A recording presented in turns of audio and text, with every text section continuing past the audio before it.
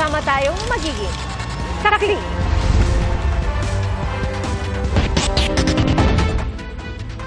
Inararo ng truck ang mga nakaparadang sasakyan sa loob ng isang compound sa Barangay San Roque sa Antipolo City. Nawalan umano ng preno ang truck. Ang driver ng truck nakatalon palabas. Hawak na siya ng mga pulis at mahaharap sa reklamong reckless imprudence resulting in damage to property. Tumanggi po siyang magbigay ng pahayag pero nangako umanong magbabayad ng danyos. Droga ang nakikita motibo ng mga otoridad sa walang habas na pamamaril sa isang freelance DJ sa Las Piñas. Arestado naman sa Rizal ang isang lalaking nakapatay umano ng kaibigan dahil sa hindi nabayarang upa. Saksi, si John Consulta. Magpapagusolina sana ang pick-up na ito sa Pamplona 1 sa Las Piñas City mag-aalas 10 kagabi nang huminto sa katapat na gasoline bay ang motorsiklong lulan ang dalawang lalaki. Bumaba ang backride, lumapit sa pick-up at biglang mabilis na tumakas ang riding in tandem habang umabante ang pick-up at bumangga sa pader. Ayon sa mga pulis, inabot ng ilang minuto bago nila mapatay ang makina nito. Naisugod pa ang biktima sa ospital pero idineklarang dead on arrival. Bago yan, inabutan siya ng mga pulis na duguan at may hawak na sachet ng hinihinalang cocaine. Meron siyang hawak na sa sachet, suspectedly, maybe illegal drugs. Ilang sachet rin ng hinihinalang illegal na droga ang natagpuan sa kanyang bag. Malaki raw ang posibilidad na drug-related ang ugat ng pagpaslang sa biktima. Yun ang tinitingnan natin na maaaring galing sa bahay papunta rito hanggang siya ay sundan at abangan at pagbabaril. Blanco raw ang ina ng biktima sa kung sino ang pumatay sa kanyang anak. Patuloy ang pagtugis sa riding in tandem. Sa Rizal naman natuntun ang suspect sa pagpatay sa isa pang lalaki sa Manila. 3 buwan na nakakalipas. Nung siya'y nalapitan, hinawakan na po siya agad. At nung nakapkapan nga, nakakuha pa kami sa kanyang posesyon ng isang patalim. Sa kalsadang ito, sa Sampaloc, nakuha ng CCTV noong Abril ang paglusob ng isang lalaki sa dating niyang kaibigan. Ang kanilang pagpapambuno na uwi sa pananaksak ng suspect. Pinalo niya ito ng portable speaker sa muka. Then after noon, nagkaroon sila ng pagbubuno at pinagsasaksak niya ito. Dinala ito sa ospital pero then on arrival ito. Ayon sa Manila Police, personal na alitan ang ugat ng pananaksak. Itong kaibigan niya pinapaupa sa kanya yung isang lugar niya doon at hindi na ito makabayad at dahil dito nagkaroon siya ng sama ng loob dito at nung nakita niya nga ito sa harapan ng bahay ay pinagsasaksak niya ito hanggang sa mamatay. Bukod sa kasong murder, may warrant din ang suspect sa kasong frustrated murder sa Quezon at isa pang warrant sa illegal possession of firearms sa Cavite. Todo tanggi ang suspect. Kayo po ba yung nanaksak? Hindi po, sir. Hindi kayo? Hindi po. Okay. Medyo kahawig ko po yung nasa viral. Oh. Yun lang po. Hawig niyo po yung nasa Viral po. CCTV? Apo.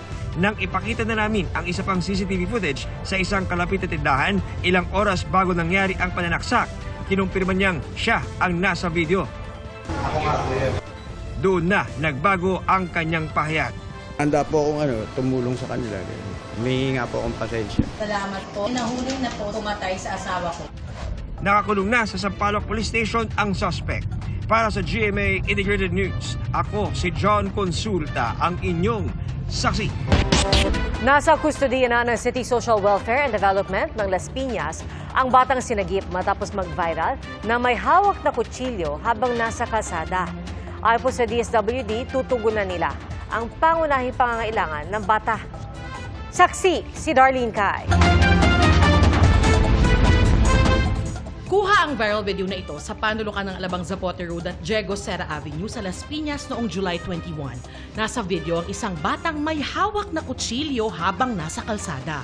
Sa isang punto, tumingin ang bata sa kumukuha ng video at nag-dirty finger pa. Ayon sa Las Piñas Police, ikinasa ng barangay ang rescue operation para masagip ang bata. Rescue ito ng barangay. So ngayon, nasa pangalagaan sila ng City Social Welfare and Development. Sa ngayon, kailangan na raw munang sumailalim sa full evaluation ng social worker ng LGU yung batang may hawak ng kutsilyo. Pagkatapos, ito-turn over siya sa shelter ng DSWD. Ang pamahalaan muna raw ang mangangalaga sa kanya.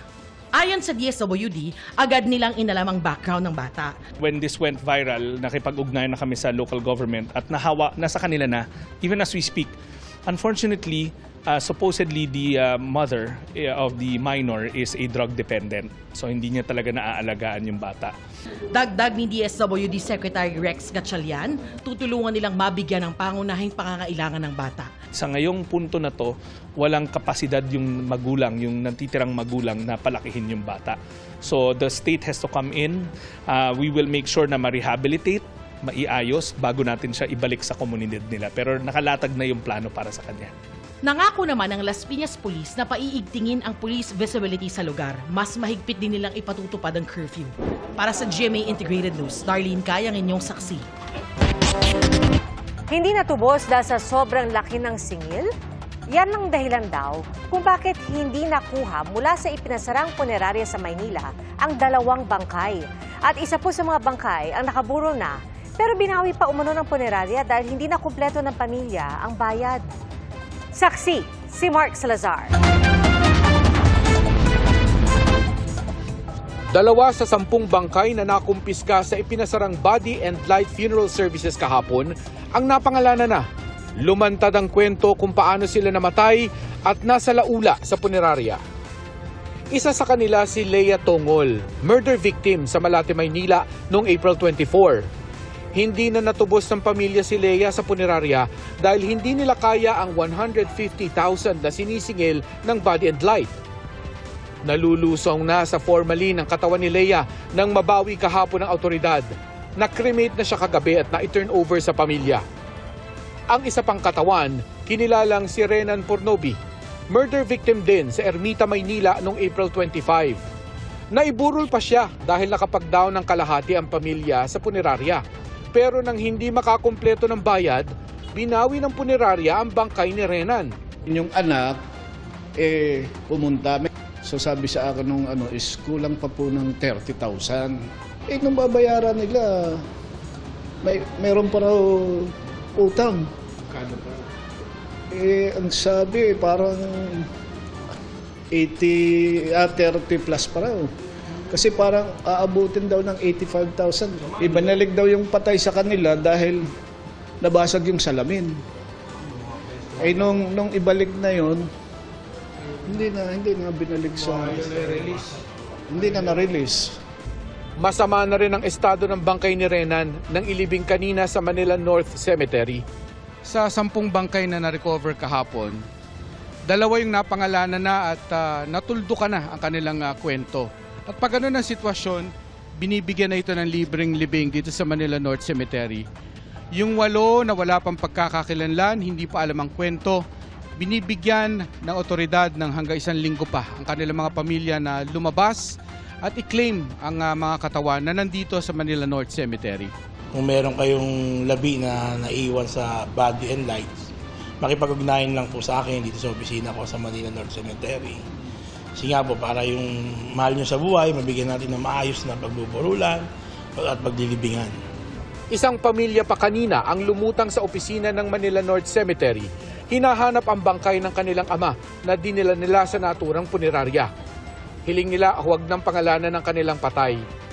Nabigla sila sa balitang ipinasara na pala kahapon ang Body and Light at nakumpiska na mga bangkay na hawak nila. Bakit sinisingil pa rin sila ng Body and Light hanggang kanina?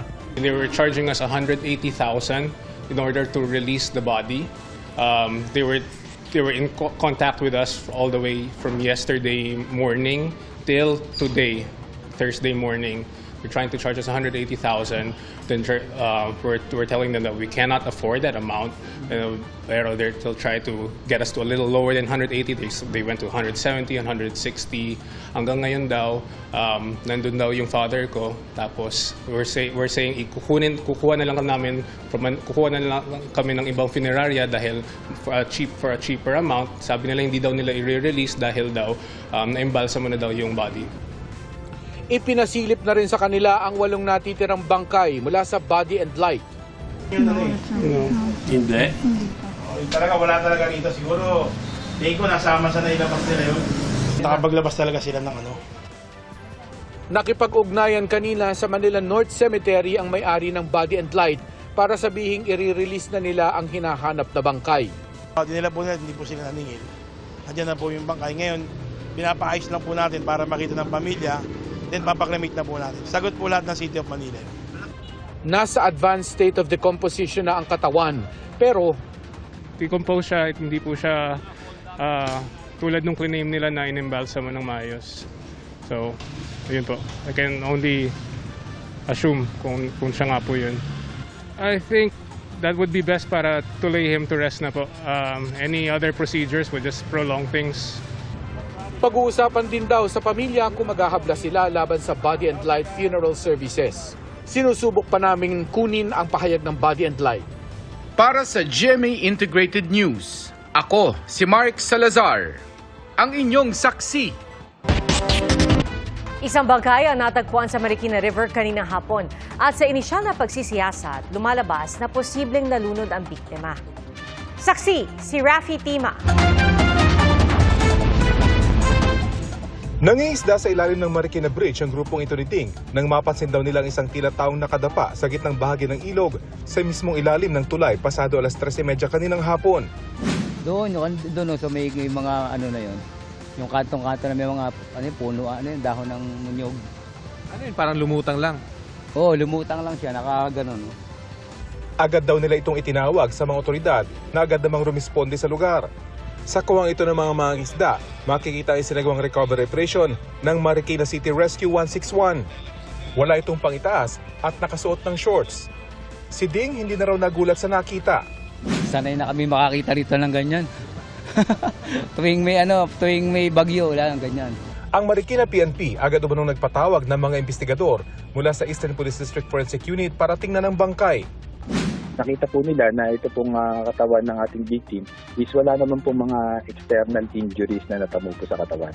Initially po, ang talagang assessment po natin dito is drowning po talaga yung parang naging isang hit. Kahapon, may natagpuan ding umanong patay na lalaki dito sa Marikina River na wala ring suot pangitaas at naka-shorts. Pero sa ngayon, wala naman daw nakareport sa Marikina Police na nawawalang residente. Kaya po nananawagan nga po tayo ating mga kababayan, lalo na sa mga taga-taas po, kung meron po silang mga nawawalang mga kamag-anak na di umano, baka nung kasagsagan po ng malalakas na pag-ulan, ay makipag-ugnayan lamang po dito po sa ating himpilan sa Marikina City Police Station. Kumuha na raw ng DNA sample ang mga investigador sa mga natagpuang bangkay para mas maging madali silang makilala oras na may maghanap na kamag-anak. Para sa GMA Integrated News, Rafi Tima ang inyo, saksi. Aabot po sa 200 kilo ng basura ang naaktuhang itinatapon sa Mel Lopez Boulevard sa Maynila ng sasakyang mula umano sa bodega sa Valenzuela. Lumitensa naman si Valenzuela City Mayor Wes Gatchalian sabay giit na regular at mahigpit ang waste collection sa kanilang lungsod. Saksi, si Marisol Abdurrahman. Tama nga namang basura mo, itapon mo. Pero paano kung ang basura na galing sa ibang lugar ay sa ibang lungsod itatapon? Gaya ng mga nahuli ng mga pulis at tauhan ng Solid Waste Management ng Manila LGU. Nasasakyang may kargang nasa 200 kilo ng basang karton at nagtapon ng basura sa Mel Lopez Boulevard. Batay sa kanilang investigasyon, mula ito sa isang pribadong bodega sa Valenzuela City. Hindi na magamit, so nagiging basura na siya.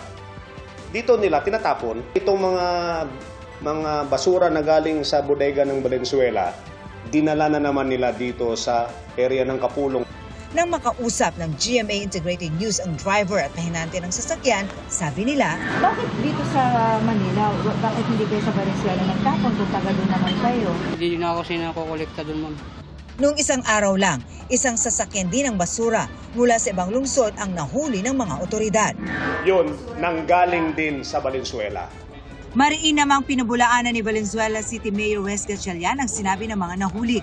Regular at mahigpit daw ang kanilang waste collection sa lungsod. Tinutukan namin ng waste collection. We operate our own transfer station also, no? So alam ko kung may daily report ako kung ilang tons ang nade-deliver sa ating transfer stations.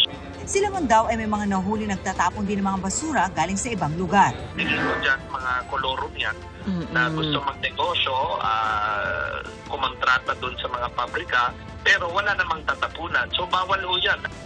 Kanina, isang trailer truck naman na galing port ng Maynila ang nahuli ring nagtatapon ng basura sa lugar.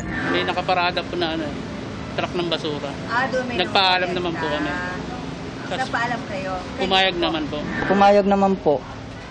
Tapos nung nagkahulihan na po, nung may DPS na dumating, tinatanggi na hindi kami nagpaalam. Hinuli ang mga naabutang nagtatapon ng basura at sinampahan ng reklamong paglabag sa Ecological Solid Waste Management Act of 2000. Nakakulong sila sa Station 1 ng Manila Police. Para sa GMA Integrated News, Marisol Abduraman, ang inyong saksi. Mga kapuso, maging una sa saksi. Mag-subscribe sa GMA Integrated News sa YouTube para sa iba't ibang balita.